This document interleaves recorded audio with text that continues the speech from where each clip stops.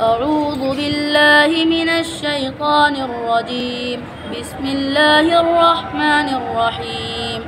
قال نوح رب إنهم عصوني واتبعوا من لم يزده ماله وولده إلا خسارا ومكروا مكرا كبارا وقالوا لا تذرن آلهتكم ولا تذرن ودا ولا سواعا ولا يغوث ويعوق ونسرا وقد أضلوا كثيرا ولا تزد الظالمين إلا ضلالا مما خطيئاتهم أغرقوا فأدخلوا نارا فلم يجدوا لهم من دون الله أنصارا.